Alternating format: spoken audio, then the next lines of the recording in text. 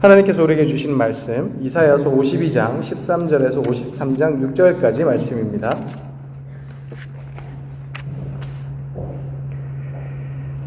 이사야 52장 13절에서 53장 6절까지의 말씀. 보라, 내 종이 형통하리니 받들어 높이 들려서 지극히 존귀하게 되리라. 전에는 그의 모습이 타인보다 상하였고 그의 모습이 사람들보다 상하였으므로 많은 사람이 그에 대하여 놀랐거니와 그가 나라들을 놀라게 할 것이며 왕들은 그로 말미암아 그들의 힘을 봉하리니 이는 그들이 아직 그들에게 전파되지 아니한 것을 볼 것이요 아직 듣지 못한 것을 깨달을 것임이라. 우리가 전한 것을 누가 믿었느냐? 여호와의 팔이 누구에게 나타났느냐? 그는 주 앞에서 자라나기를 연한 순 같고 마른 땅에서 나온 뿌리 같아서 고운 모양도 없고 풍채도 없은즉 우리가 보기에 흠모할 만한 아름다운 것이 없도다. 그는 멸시를 받아 사람들에게 버림받았으며 간고를 많이 겪었으며 질고를 아는 자라. 마치 사람들이 그에게서 얼굴을 가리는 것 같이 멸시를 당하였고 우리도 그를 귀히 여기지 아니하였도다.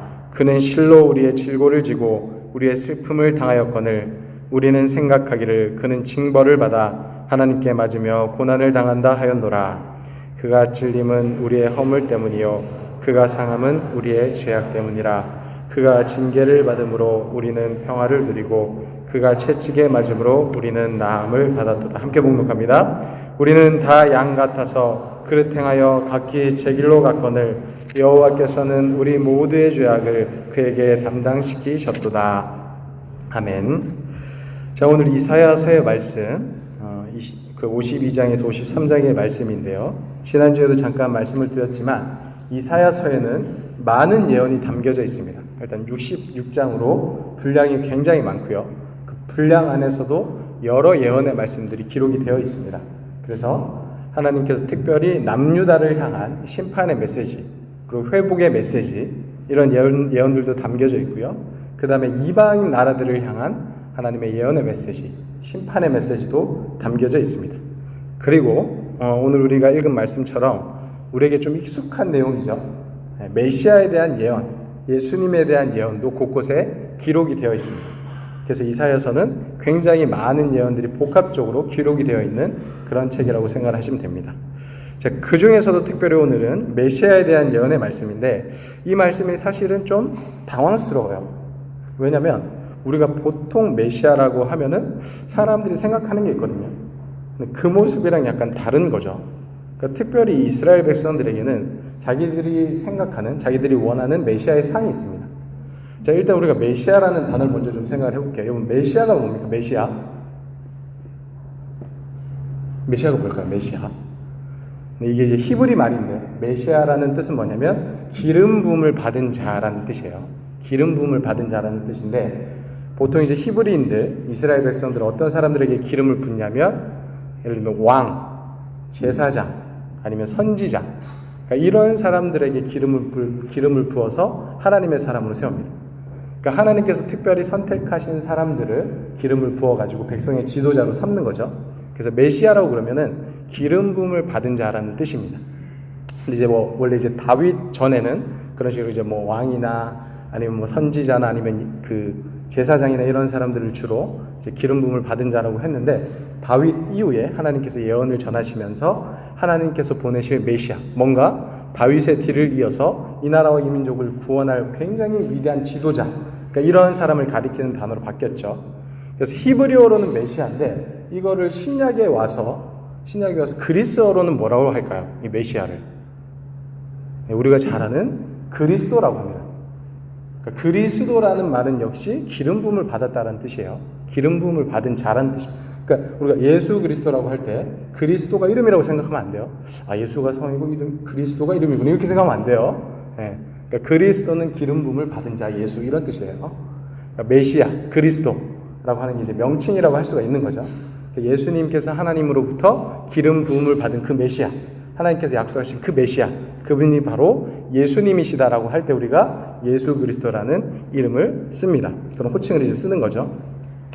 중요한 건 뭐냐면 그렇게 우리가 이스라엘 백성들이 메시아라는 단어를 생각할 때 하나님께서 우리에게 보내신 메시아를 생각할 때 그 사람들이 생각하는 이 메시아의 그림이 있습니다. 상이 있는데 그게 뭐냐면 정치적인 지도자예요. 그러니까 메시아 그러면 제일 먼저 이스라엘 백성들이 떠오르는 이 딱 모델은 누구냐면 다윗이에요. 다윗. 다윗이 어떤 사람이죠? 이스라엘 역사에서 굉장히 위대한 왕이에요. 그러니까 이스라엘을 굉장히 높은 지위까지 다른 나라들과의 관계 속에서도 굉장히 강대국 높은 자리로 올려놓은 사람이 다윗이라는 거예요. 그 다윗의 때 나라도 굉장히 형통했고 다른 나라들과의 사이에서도 굉장히 높았어요. 다윗과 솔로몬 때. 그래서 이스라엘 백성들이 메시아 그러면 일단 다윗 같은 사람이에요. 그래가지고 아무튼 막 하나님으로부터 부르심을 받아가지고 우리 나라와 민족을 굉장히 높은 지위까지 지금으로 치자면 강대국까지 올려줄 사람. 그러니까 그런 사람을 사람들은 메시아라고 이제 생각을 한 거죠. 굉장히 정치적인 인물, 강대한 이 권력과 힘을 가지고 있는 그런 사람을 메시아로 기대하고 있었습니다. 근데 갑자기 메시아라고 생각하는 분이 오셨는데 그분이 예수님이 이제 되셔서 오신 거죠. 그러니까 예수님이 이 땅 가운데 오셨는데 이스라엘 백성들이 딱 보니까 자기들이 생각한 모습이 아니야. 뭐 다윗 같지도 않고 뭔가 뭐 정치적으로 굉장히 뭐 힘 있는 것 같기도 하고 정치력 있는 것 같지도 않고 그렇다고 뭐 경제를 살릴 것 같지도 않고 약간 애매한 그런 모습으로 오신 거예요. 그러니까 사람들이 계속 이제 예수님한테 당신이 그 오시겠다고 하셨던 메시아 맞습니까? 우리가 기다리고 있는 그 메시아 맞습니까? 자꾸 이런 식으로 이제 질문을 하는 거죠. 그러니까 질문을 하는 이유는 하나예요. 자기들의 생각과 달라서 그래요. 그러니까 자기들이 꿈꾸고 생각하고 있는 메시아상이 있는데 그것과 전혀 다른 인물이 오니까 이 사람이 맞나? 하나님께 진짜 이 사람을 부르신 게 맞을까? 우리를 보내신 게 맞을까? 이 사람이 와가지고 우리를 구원할 수 있을까? 자, 이런 생각이 이스라엘 백성들에게 드는 거죠. 그래서 이제 결과적으로는 또 그 예수님을 때려 죽이기까지 한 거지. 그러니까 메시아라고 전혀 생각을 못한 거예요. 그렇게 했던 이유는 뭐냐면 자기들의 생각과 달랐기 때문이죠. 자, 우리도 그럴 수가 있습니다. 우리가 신앙생활을 하고 하나님을 믿고 예수님을 믿을 때 우리가 생각하고 있는 하나님에 대한 모습이 있어요. 근데 그거는 진짜 그냥 내가 생각한 거야. 성경에 나온 하나님이 아니야. 그래서 그 하나님을 만들어 놓고 하나님이라면 이렇게 하셔야지. 하나님이라면 내가 이렇게 할 때 하나님께서 이렇게 응답하셔야지.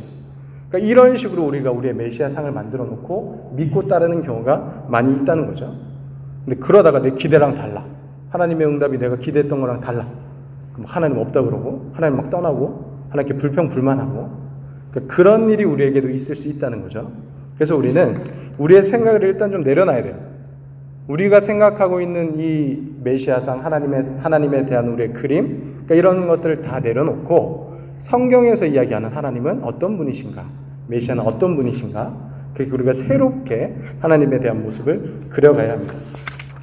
특별히 오늘 본문의 말씀을 보도록 하겠습니다. 예수님께서는 그럼 구체적으로 어떤 모습으로 우리에게 오셨는가 우리의 기대랑 어떻게 달랐는가 보겠습니다. 이사야서 52장 13절에서 15절까지의 말씀을 보시면 일단 예수님의 사역에 대한 부분이에요. 13절을 보시면요. 보라 내 종이 형통하리니 받들어 높이 들려서 지극히 존귀하게 되리라. 그러니까 일단 하나님께서 그 메시아 하나님의 종을 보내시는데 일단은 이분이 높이 들려서 지극히 존귀하게 돼요. 그죠? 그러니까 이거는 결과적인 모습이죠. 근데 바로 그렇게 되는 게 아니고요. 14절을 보시면 전에는 그의 모양이 타인보다 상하였고 그의 모습이 사람들보다 상하였으므로 많은 사람이 그에 대하여 놀랐거니와. 그러니까 받들어 이렇게 들어가지고 지극히 존귀하게 되는데 그 전에 거쳐가야 되는 부분이 있는 거예요. 그게 뭐냐면은 타인보다 상하고 다른 사람들보다 상하였대. 그러니까 뭔가 굉장히 많이 망가지는 거예요. 그러니까 메시아가 오시긴 오시는데 나중에 높이 들리는데 그 전에 뭔가 사람들에게 굉장히 극심한 고난과 핍박을 받는다는 거죠. 그러니까 사실 이거는 사람들이 생각 못하는 부분이에요. 근데 분명히 하나님께서는 그렇게 예언을 하셨습니다. 15절 그가 나라들을 놀라게 할 것이며 왕들은 그로 말미암아 그들의 입을 봉하리니 이는 그들이 아직 그들에게 전파되지 아니한 것을 볼 것이요 아직 듣지 못한 것을 깨달을 것임이라. 아멘. 사람들이 막 깜짝깜짝 놀라는 거예요. 아니 어떻게 이런 일이 있을 수 있나? 메시아에게 어떻게 이런 일이 있을 수 있지? 이렇게 놀라는 거예요. 제가 53장 1절부터 3절까지는 그 예수님의 모습, 겉으로 드러나는 모습을 우리에게 이야기를 해주고 있습니다. 여러분들 예수님 그러면 여러분들 속에 있는 이 그 그림이 어떤 그림입니까? 예수님의 초상화. 수염이 이렇게 막 길고 그죠? 약간 서양인인 듯 하면서 약간 중동 사람인데 잘생겼어. 보통 몸은 어때요? 호리호리하고 근육질 좀 있고.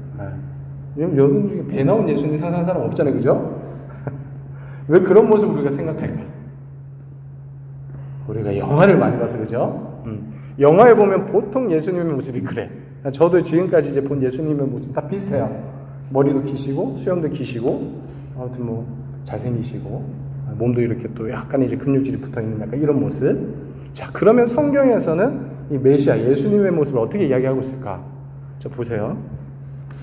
53장 1절부터 우리가 전한 것을 누가 믿었느냐? 여호와의 팔이 누구에게 나타났느냐? 그는 주 앞에서 자라나기를 연한 순 같고 마른 땅에서 나온 뿌리 같아서 고운 모양도 없고 풍채도 없은즉 우리가 보기에 흠모할 만한 아름다운 것이 없도다.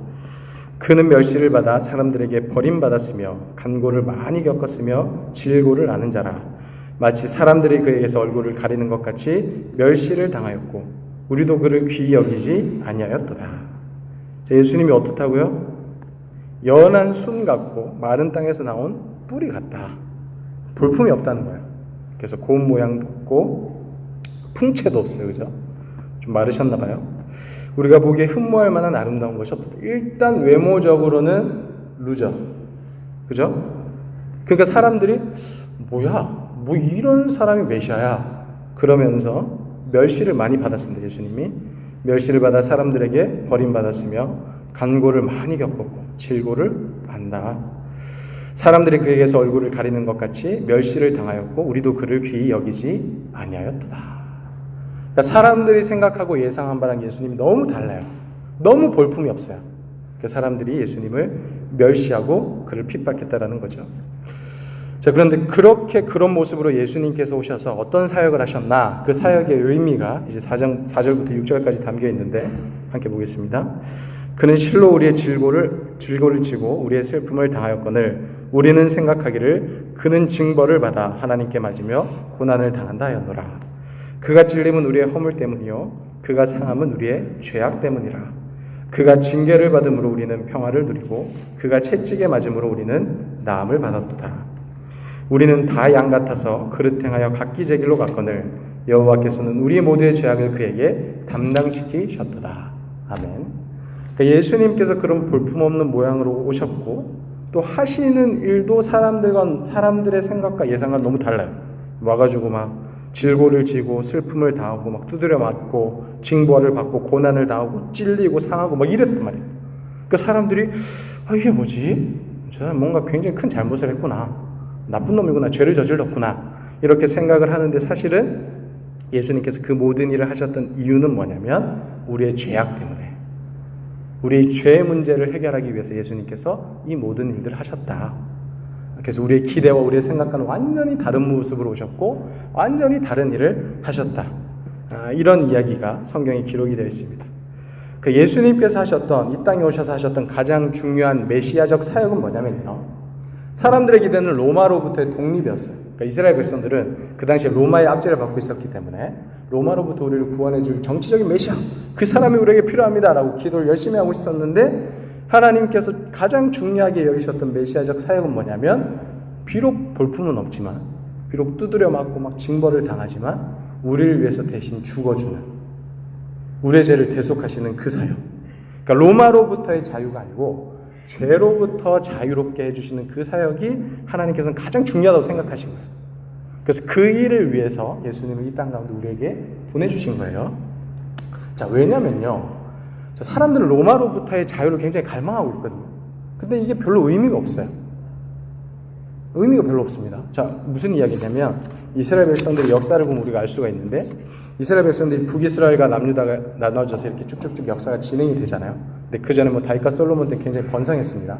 번성하다가 북이스라엘이 누구에 의해서 멸망을 당했죠? 아수르에 의해서 멸망을 당했어요. 그죠? 그 다음에 남유다는 바벨론에 의해서 멸망을 당했습니다. 그래서 그 당시 이제 중동의 어떤 세력을 쥐고 있었던 사람들이 아수르였고, 그 다음에 이제 바벨론이었고, 바벨론을 멸망시킨 나라가 페르시아였어요. 페르시아를 멸망시킨 나라가 누굴까요? 이제 그리스 제국이에요. 우리가 잘 아는 알렉산더 대왕. 그래서 이 그리스 제국에서 알렉산더 대왕이 딱 나타나면서 이제 굉장히 짧은 시간 안에 페르시아 제국을 멸망시키고 엄청난 세력으로 확장을 했습니다. 엄청나게 세력을 확장해가지고 이제 열심히 하다가 이 사람이 젊은 나이에 죽어버려요. 젊은 나이에 이제 너무 이제 싸움만 하다가 이제 죽었어요. 그러다 보니까 뒤를 이을 만한 아들이 제대로 없는 거예요. 그래서 휘하에 있던 4명의 장군이 그 큰 나라를 나눠 가지게 됩니다. 근데 그 중에서도 특별히 세력이 셌던 사람이 누구냐면 이집트, 그 다음에 시리아. 그러니까 요 두 나라를 맡은 사람이 점점 더 세력을 키워가고 있었거든요. 근데 그때 이 시리아와 이집트도 자기들이 이제 전쟁을 많이 했어요. 왜냐면 자기들이 이제 더 커지려고 세력을 더 많이 차지하기 위해서 막 계속 싸웠거든요. 근데 그 사이에 껴있던 나라가 누구냐면 이스라엘이에요. 근데 그 당시에 이스라엘은 굉장히 약하잖아요. 그러니까 바벨론에 의해서 포로로 잡혀갔다가 돌아왔는데 그 뒤에 또 페르시아에 또 지배를 받았고 또 이제 그리스 제국이 지배를 받았고 계속 아무튼 힘들게 이렇게 살고 있었는데 시리아랑 이집트 사이에 껴가지고 맨날 이제 공격을 당하는 거죠. 왜냐면 시리아가 위에 있다가 이집트로 내려올 때 이스라엘을 거쳐가니까 이스라엘 가만 놔두겠습니까? 거기 있는 거면 이제 막 약탈해가고 자기들 원하는 거 다 하고 가는 거예요. 이집트에서도 이제 시리아랑 전쟁을 하러 올라올 때 또 이제 이스라엘 한 번씩 짓밟고 가는 거죠. 그러니까 이 이스라엘이 중간에 껴가지고 굉장히 힘든 시간을 겪었습니다. 그리고 이 이스라엘이 시리아에 의해서 지배를 받다가 이집트에 의해서 지배를 받다가 아무튼 중간에 껴가지고 굉장히 어려운 시간들을 많이 겪었어요. 그러다 보니까 그 당시에 이스라엘 사람들의 소원이 뭐였냐면 우리의 소원은 독립이다. 저 시리아의 손에서 저 이집트의 손에서 우리가 제발 좀 독립이 됐으면 좋겠다. 자, 이런 마음을 가지고 독립전쟁을 일으키게 됩니다. 자, 그게 이스라엘 역사에 보면은 마카비 혁명이라는 게 있습니다. 유다 마카비라는 사람이 중심이 되어서 독립전쟁을 일으킨 거예요. 마카비 혁명이 나중에는 결국에는 이제 성공으로 끝나요. 열심히 이제 독립전쟁을 해가지고 독립을 쟁취하게 돼요. 자, 소원이 이루어졌어. 이스라엘 백성들이 자, 우리가 이 시리아의 손에서 이집트의 손에서 우리가 구원을 받으면 여기서 벗어나면 우리가 진짜 행복하게 살 수 있을 것이다. 이제 생각하고 열심히 독립전쟁에서 이겼단 말이에요. 독립을 했어요. 자, 그러고 나서 이스라엘 백성들이 어떻게 살았을까요? 잘 먹고 잘 살았을까요? 네, 거기서 독립하면 행복할 줄 알았어요. 모든 문제가 다 해결될 줄 알았어요. 근데 그게 아니었어. 독립을 하고 나니까 자기들 안에서 내분이 생기고 서로 막 싸우게 된 거예요. 보수와 진보가 나눠져가지고 서로 권력 다툼을 하는 거예요. 그래서 그 당시에 우리가 이제 뭐 신약을 통해서 알고 있는 그 정치적인 지도자들이 있잖아요. 종교적인 지도자들이 있는데 사두개인들이랑 바리새인들 있죠. 그러니까 그 사람들이 그 즈음에 이렇게 막 발생을 해가지고 자기들의 권력을 잡습니다.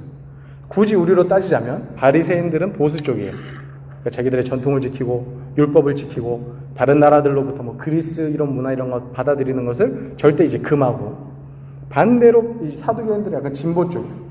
그래가지고 뭐 그리스 문화를 막 받아들이고 막 이렇게 막 여러 가지 많은 것들을 이제 하는 거죠. 보수와 진보 싸울까요? 안 싸울까요? 엄청나게 싸운 거예요. 그러니까 서로 이제 권력을 지기 위해서 막 계속 싸워요.